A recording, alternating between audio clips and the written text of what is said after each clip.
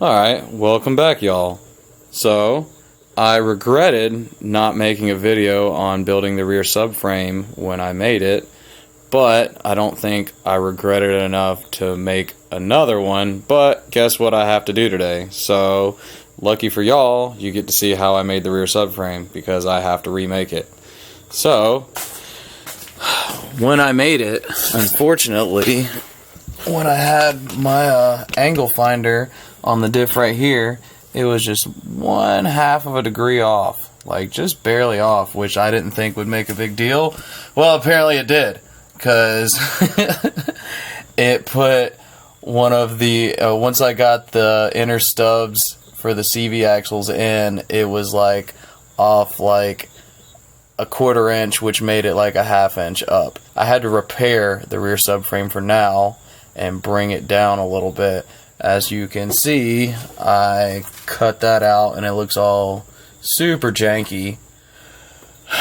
And I shimmed the front mount on the driver's side just to pull it down and bring it back level for test driving purposes. But since we've already test driven and this is not adequate for beating on, it's survived a handful of burnouts so far, but I don't have the right pitch bolts in there anyways. I found the right pitch today, so what the diff is doing, it's kind of rocking back and forth in there. So I'm going to remake this rear subframe.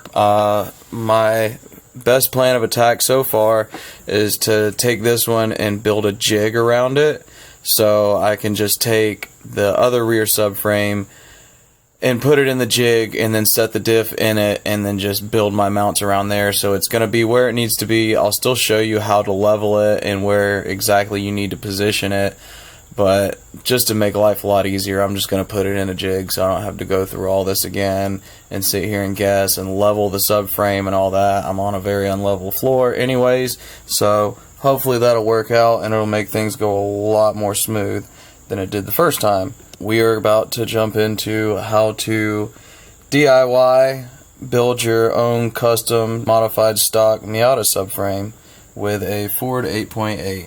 So here we go.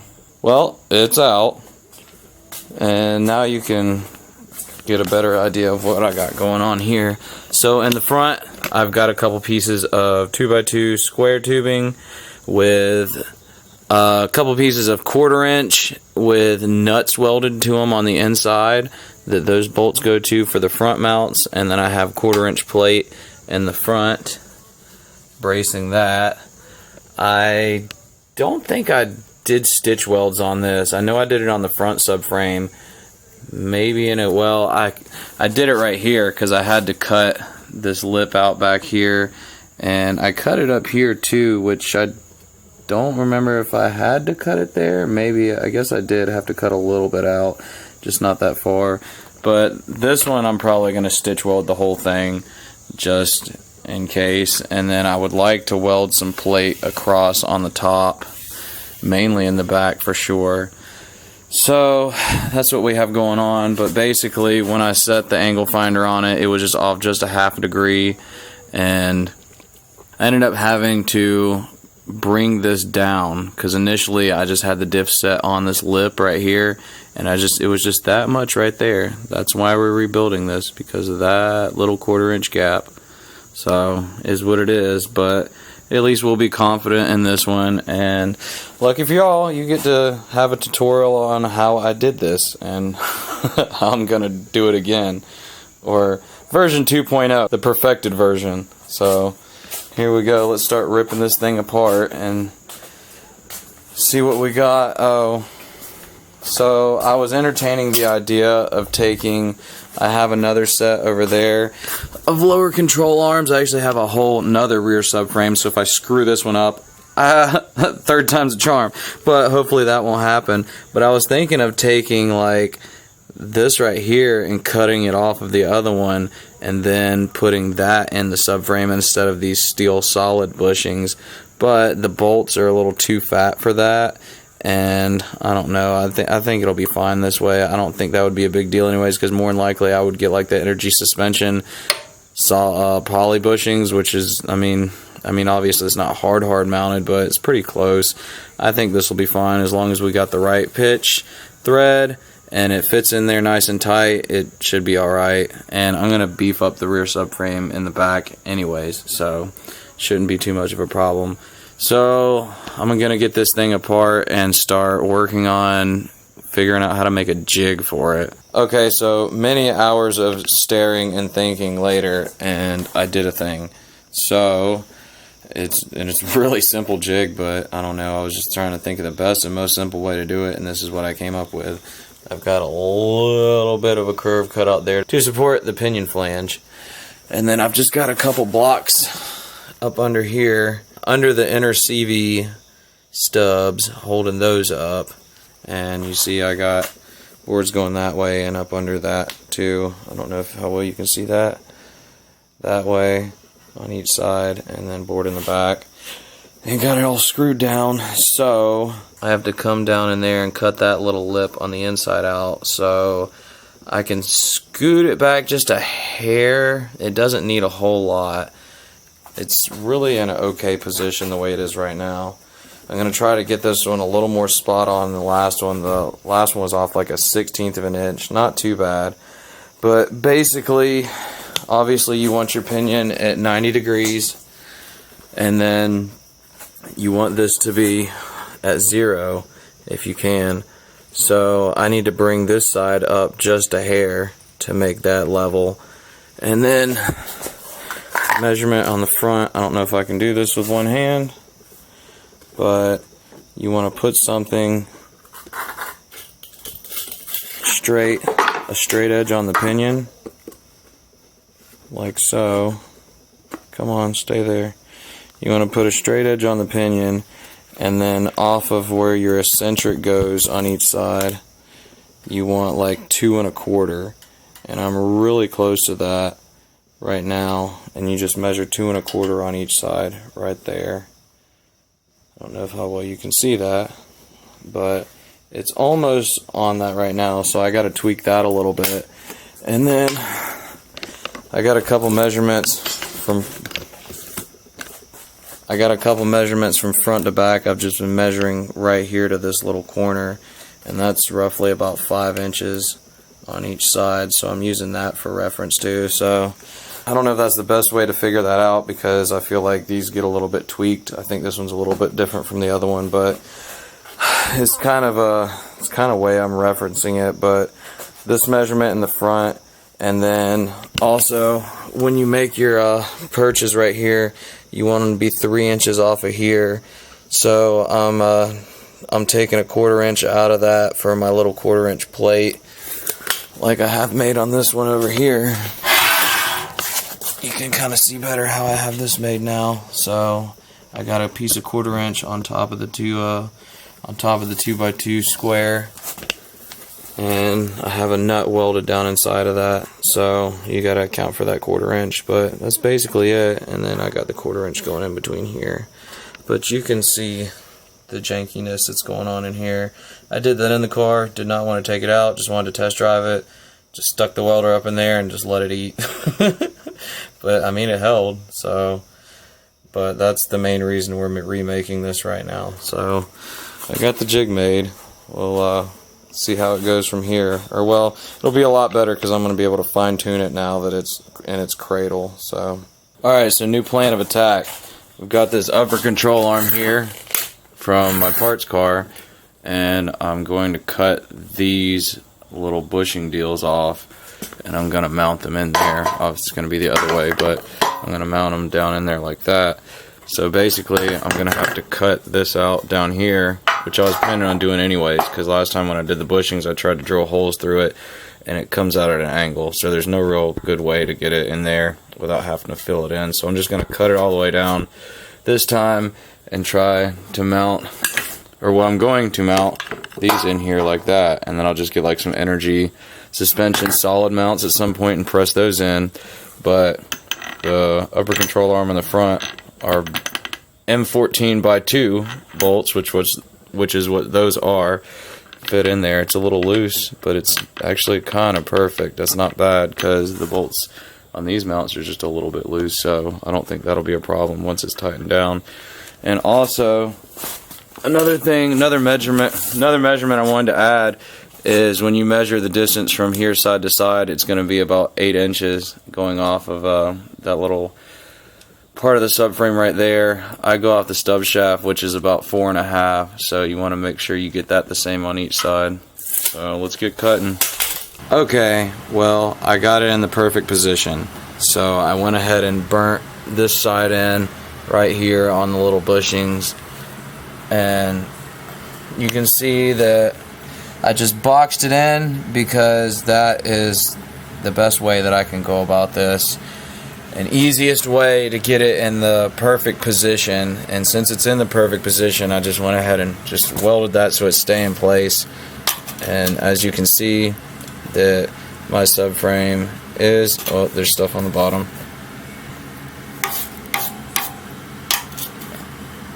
My subframe is perfectly level, and then I'm just going off of this part of the diff right here to level it as well. And check my pinion angle, which it's like exactly what it was before to what the output shaft of my transmission is set to, which is like almost 89, which is exactly what my output shaft on the transmission is. So the pinion angle is perfect. I mean, it's basically 90 degrees, but you know, that's not going to make that much of a difference as far as that goes. It's definitely still in tolerance.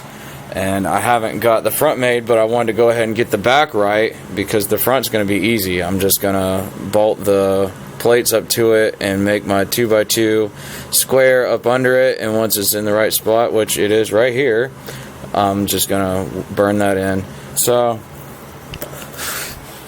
as far as my measurements go,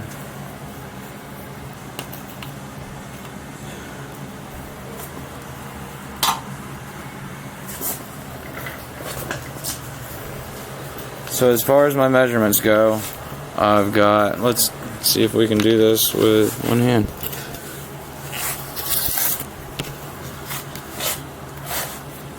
Okay, so as far as my measurements go, from where the eccentric is, I'm at like almost 2 1/4. It's like 2 3/16 on each side. I don't know if you're going to be able to see that, but take my word for it. And about 4.5 on each side, and then from the bottom to about like right there up, it reads about 4 inches at the bottom of the inner CV. And if you wanted to measure from the inside of the diff, it's about 8 inches to this little to the end of the subframe on each side. That's probably what most of people would go off of if they were making this. And I mean, sometimes like these get bent too, so you can't rely on that completely, but as long as you have the diff centered for the most part, especially, you know, these have so much play in them, it's not that big of a deal. But it's centered. Oh, also, and you don't want to worry about centering the actual pinion itself. You want to center the diff itself. The pinion can be offset, it's not a big deal. It actually worked out in my favor because with the Nissan transmission, how bulky it is, I ended up moving my motor over to the passenger side in the bay, and this is moved over to the passenger side, so my drive shaft lines up even better that way. It also gives you more clearance for your steering rack on the driver's side as well, so don't worry about centering the pinion. It's going to be offset a little bit because it's right next, you know, because it's on the side of the ring gear. So that's not a big deal. So that's the main measurements that you want to look for. And obviously, you know, if you don't have one that you already built like I did and you made a jig, basically what you want to do is you want to level the subframe, whether it be washers or whatever. You got to stack up until you get it level, and then you can set the diff on something. You know, have something under it like a box or something like that, and then go from there. But the subframe has to be completely level, obviously, for you to level your diff in the subframe. I got lucky that, you know, where this jig's sitting out on the floor, it's level, so that's a good thing because this floor is not level at all. So that worked out, and I kind of already knew where it was going to be to begin with. But otherwise, in the back, my next plan of attack is I'm going to take a couple of pieces of 1/8 inch, and I'm gonna bring them from here to here and just weld that in to right there and connect it to the subframe on each side and do that and burn those in, and that'll hold pretty well. And then afterwards I'm probably going to take some more 1/4 inch and just go down and brace the subframe itself. Probably not going to box it in on the front like I did before. I don't think that's going to be that big of a deal. I would like to get more metal and put it on the top down here at some point. I don't think I have enough right now, but I'll have to get more of that in the near future. So, but I mean, you know, from version 1 that I made, if that thing held up, I'm pretty confident that this will be fine too. And it has a little bit of flex in it now that we have actual bushings instead of, you know, just a solid steel sleeve bushing, steel bushing, whatever you want to call it. And I mean, that didn't break apart. Those little cheesy tacks that I had up in there, they're fine. So, and the welds were coming out okay so far. The welder was working a lot better at first, and then it started giving me problems. It's like a different problem every time. It's always got something new. Something that was giving me problems before starts working again, and then it has another problem. But it is what it is. It's working. It's getting the job done. So we're still plugging away for now.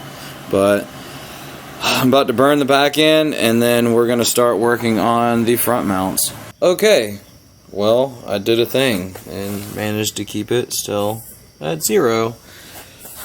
And I'm pretty confident in this. If my little bird crap welds on the last one held up, this should be just fine. And it's going to have a little flex to it, so it's not going to be as violent with the rear subframe as the last one was. I actually had a bunch of scrap left over. I had some 1/4 inch, so I put a couple little 1/4 inch gussets in there and welded them, and I welded down on the inside in there on both sides, and then on the other side I welded that 1/4 inch to the 1/8 inch I have along top. And you can see I'm not like horrible at welding, if it'll focus on this one. See, I'm not horrible at welding, it's just the welder kind of sucks. And you can see, like, you know, how I started the bead out here, and then the wire started kinking and popping, and that's all the little gaps right there. And then it was getting stuck in the tip right there, and the tip was arcing out with it. So it's just the welder screwed up. I mean, I'm not the best welder in the world, but I mean, I'm not horrible. I just need a better welder. So it's time to buy a new one, but first I need to have the money to do that. The rear is done. Now it's time to move on to the front section, which isn't going to be nearly as hard because we got that little cradle there. The diff is centered, it is level, and it's where it's supposed to be. Now I just have to make the pedestals and mount those, and then I got to put the 1/4 inch in between them like I did on the other one. So we're almost there. We're in the home stretch now. Not going to get this finished tonight. I have to go to work in the morning, but I'm trying to get the majority of all the thinking part, I guess as you could say, knocked out, so I don't have to leave the project and come back to it and sit here and, you know, try to regroup on what my train of thought was as I was plugging away at it. So I'm going to get as much done as I can tonight. We'll see how that goes. Oh, and I'm also out of cutting wheels too. That little bit over there. I don't know how much I'm going to get done with that little tiny bit of wheel left on the angle grinder sitting over there. We'll see if we can't make something work. Okay, so as far as the front pedestals go, I can tell you what my measurements were. I don't know if they're going to be 100% exactly the same as what you'll end up with, but I can get you in the ballpark. I pretty much just kind of like take the tape measure and line it up and eyeball it a little bit over, and then I cut off a little bit more from there or grind it off and whatnot. But basically, my overall length on the left side, which, you know, they're going to be a little bit different left and right. I made this one, and then I just lined this one up next to the other one and cut out from there. And I had to take a little bit extra off. I'm at like 1/8 of an inch, under 3 inches overall length. And then this little part in the front is like 3/4 of an inch. And then going up on one side, it's like 1 1/8 inches on this side, and then the other side is like 1 1/4 inches, I believe it was. Or no, it's like 1 inch. So one side's going to be a little bit off from the other because you've got that little hump right there you have to compensate for. And I just cut it, the shorter side, I just cut it flat across the back, and you can see how I got that little bit extra of a lip right here. I mean, if you wanted to get really fancy, you could, like, you know, cut it to there or something like that. But I mean, that's a small enough gap to where it doesn't really matter if you cut it all the way across the back. I mean, your bead is going to fill that in regardless. It's not a big deal. So basically, there's not a whole lot to it. You just cut a little extra and then cut off as needed. But I am going to take the diff out, grind the surfaces, and I'm going to put these in, and I'm just going to tack like on the front and like on the back, because I'm going to put that 1/4 inch plate in. Last time I did it, I welded these all the way out first, and then when I went to cut my 1/4 inch, like I had like my bead right here, so I couldn't get all the way up against it. So I'm not going to weld on the sides, and I'm like, that's all I got. I found another cutoff wheel, and that's all that's left of it now. So I definitely don't have enough to cut the 1/4 inch. And it's like almost 11 o'clock, and I got to go to work in the morning. So I got to go home, and hopefully I'm not going to be too dead tired after work every day this week to come and finish this up. I'm sure I'll be able to fit it in somehow after work at some point. But we're almost there. It's almost back together, and the diff is where it needs to be now, and we are really close to putting this on the street and doing some sweet skids. We've done a couple sick burnies, but now we're going to try to find somewhere to do some sweet skids. So there we are. I guess hopefully we'll check back with you tomorrow and see if we can get this thing finished up then. Okay. Oh. Okay, well, it's welded out. This is what I got. And I'm pretty confident in how I've got these bushings welded in. It's not pretty. I've got them gusseted. You can kind of see, I don't know if you can see that, but there's a little gusset underneath the 1/8 inch. I got a piece of 1/4 inch under there on each side. And I stitch welded all the seams. And then the front, I have my 1/4 inch plate in between the 2 inch square. And yes, I sprayed it real quick because my welds don't look great. The welder was screwing up. Some of them look good, some of them look horrible. But you know what? If you just let it eat long enough and get it hot enough, something's going to stick. It'll be alright. I'm not trying to win a fashion show here. I just wanted to be effective, which if version 1 was effective, this one will be effective too. And yes, until I can find some poly bushings that aren't extremely expensive and I don't have to buy a whole kit for just 2 of them, I pressed the bushings off the other control arm, and I put some used bushings in there. Excuse me, I put some good used bushings in there for now at least, because those other ones melted. So let's make sure the diff still fits. Alright, well, crisis averted. Thank God. So, as you can tell, that's a different bolt. That bolt stripped going in, but luckily we got our fancy dancy tap and die set over there, and I was able to tap it to a different thread, which is awesome because I was very, very, very upset, to say the least. So diff's in, fits, sweet, it's awesome. So this is how I made my rear subframe to support an 8.8. And version 2 is a little bit better than version 1. And I mean, this is another one of those how to perfect videos. So, you know, it's, you know, how to do it, but, you know, take my idea and see if you can perfect it. Because I am not a master fabricator. But you know what? It's effective. It's going to do sick burnies and sweet skids. And that's all that matters. So if you're wanting to do a 8.8 in your Miata and you don't have the money to source a T-Bird diff and buy the kit, you can just grab a Ford Explorer diff from the junkyard for like $100, and this is how you can put it in. So I'm probably going to end this video here. The next video, I'll have it back in the car, and hopefully we will be street driving this thing by then. So as always, if you made it to the end of this video, you're the real MVP, and thanks for watching. I appreciate you subscribing, and we'll see you in the next one. Later, y'all.